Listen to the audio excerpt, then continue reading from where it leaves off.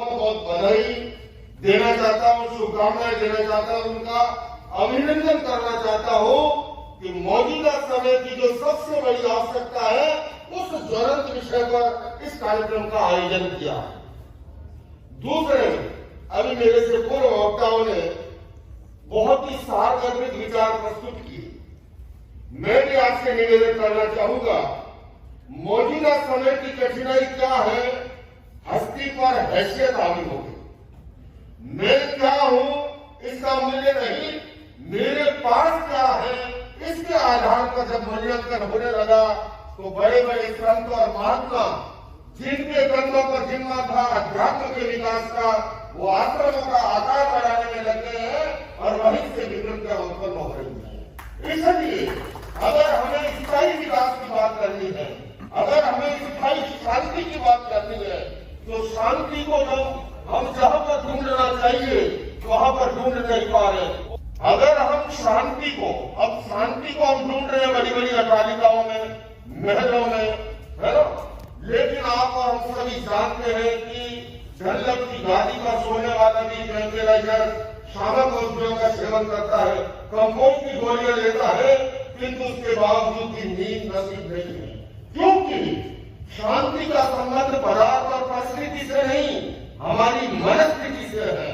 और जब तक हम मन के प्रशिक्षण की विधा को अपने प्रारंभिक एजुकेशन सिस्टम में इन्वॉल्व नहीं करेंगे, वैल्यू बेस्ड एजुकेशन को इन्वॉल्व नहीं करेंगे, तब तक हम उसको हासिल नहीं कर सकते। उसको हासिल करने के लिए लोगों के माध्यम से मेरे जैसे किसी महात्मा के पास बड़ी अट्टालिका बनाने के बाद एक शेर आया और कहा, महाराज जी मेरे कुछ महल पर चलिएगा। और भारतीय संस्कृति में संतों के आगमन को छुपाना बाहर से दिखाना शुरू किया। ये देखिए, ये सारा जो है ग्रेनाइट मैंने बाहर से मंगाया है। लोग बोलने के बाद बोला ये मेरा सोफा सेट है, ये मेरा डिनर सेट है, ये मेरा टीवी सेट है। मुझे तो आज नाम याद ही नहीं। मैंने पूछा ये बता दिमाग सेट है कि नहीं? बोले गुरु जी प्रॉब्लम यही है, दिमाग हर समय अपसेट है। घर के अंदर दसों सेट है किंतु दिमाग अपसेट है।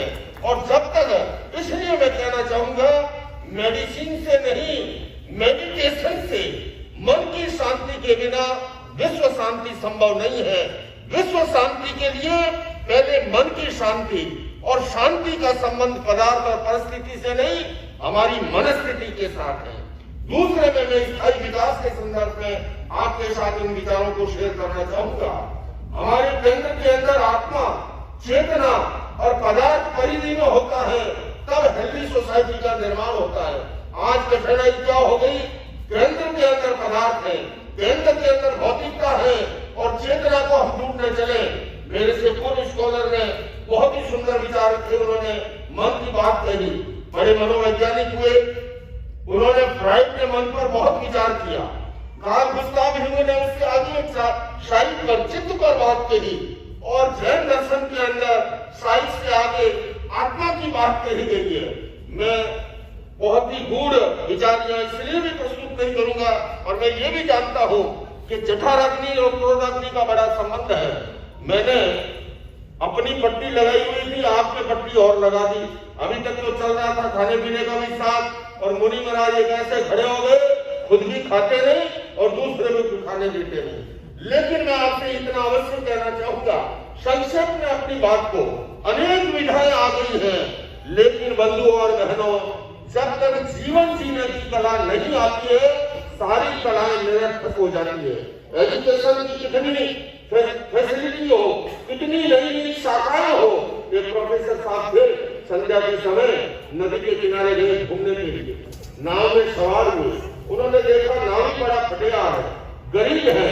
पूछा नाविक से, कितने वर्ष का हुए तुम? बोले साहब मैं कोई 60 वर्ष का हूँ। बोले ये बता तू साइकोलॉजी जानता है कि नहीं? उसने कहा साहब साइकोलॉजी तो मैं नहीं जानता। बोले 60 वर्ष का हो गया, अभी तक तुझे साइकोलॉजी नहीं आती?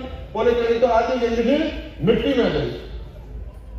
इसने कहा साहब गई तो गई, पर मुझे तो साइकोलॉजी नहीं आती। प्रोफेसर साहब का अहंकार और जागृत होने लगा। पूछा रहता ये बता बायोलॉजी जानता है कि नहीं? इसने कहा साहब ये फिर कौन सी बीमारी है? मैंने तो नाम ही आज सुना। बोले 60 वर्ष का हो गया अभी तक तुम बायोलॉजी नहीं जानता, तेरी आधी जिंदगी मिट्टी में गई। थोड़ी देर हुई, साहब ने पूछा अच्छा ये बता फिजियोलॉजी जानता है कि नहीं?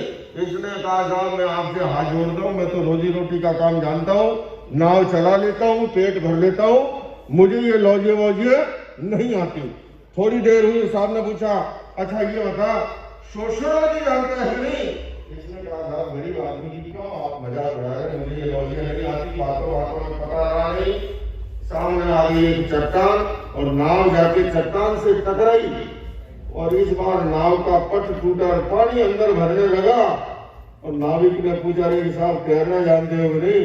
बोले तैरना तो नहीं आता। बोले मेरी तो 4 बार में गई थी, आपकी एक ही बार में जा रही है, और मेरी तो कम से कम भारत माता की मिट्टी में गई, आपकी तो ठंडे पानी में जा रही है दिसंबर एंड में। अब आप सोच लीजिए बंधु और बहनों, एक टेक्नोलॉजी नहीं जानते थे प्रोफेसर साहब, सारी लॉजिक बेकार हो गई। इस दुनिया की सबसे बड़ी टेक्नोलॉजी है कि हम केंद्र के अंदर क्योंकि स्वस्थ समाज की संरचना के लिए, हेल्दी सोसाइटी के निर्माण के लिए मैं अन्य समाज को पुनः इस बात को बधाई देता हूँ, क्योंकि हमारी भारतीय संस्कृति में हमारे स्वामी स्वामी जी बैठे हैं, पुरुषार्थ चतुष्टय की कल्पना की गई, अर्थ काम धर्म और मोक्ष। धर्म ने कभी अपने काम को नकारा नहीं, किंतु यह अवश्य कहा कि जहां इन चारों के बीच में संतुलन होता है वहीं पर हेल्दी सोसाइटी का निर्माण होता है। आप चाहे भगवद गीता को पढ़िए, यत्र योगेश्वर कृष्ण है, यत्र पार्थ प्रमोद है, तत्र श्री जो भूति ध्रुव नीति मग्नो है।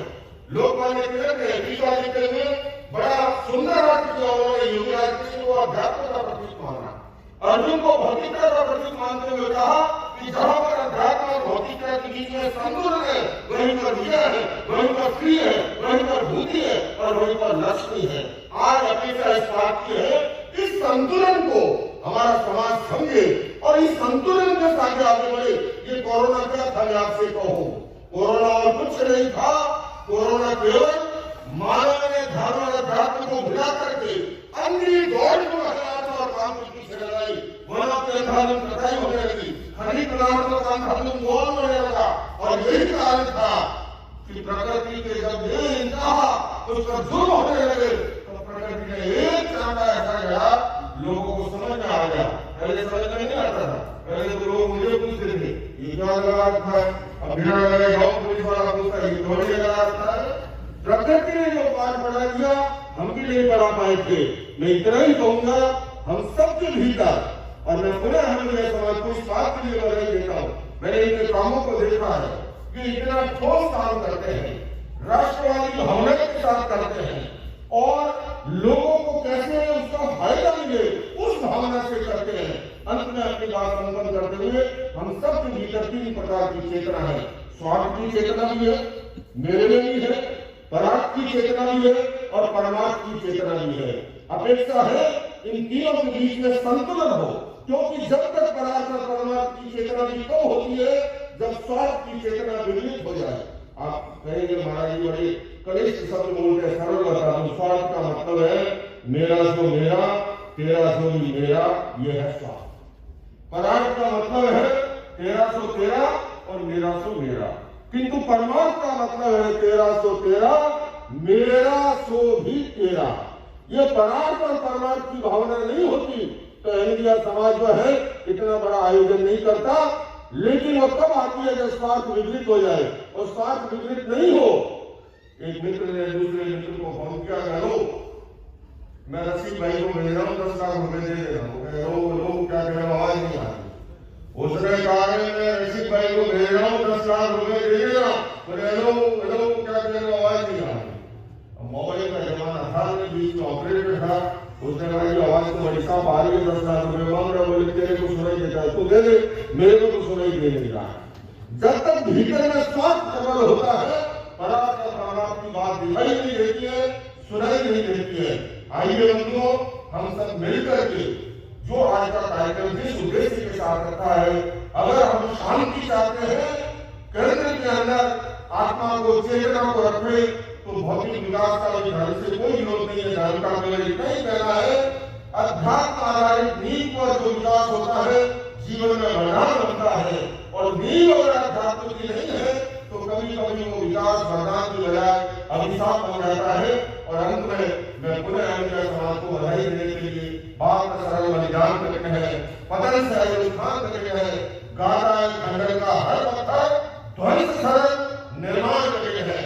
जो आप निर्माण का काम कर रहे हो, जो सृजन का काम कर रहे हो, जो उत्थान का काम कर रहे हो, और सबसे बड़ी बात उन्होंने अलग अलग समुदाय से सभी लोगों को बुलाया।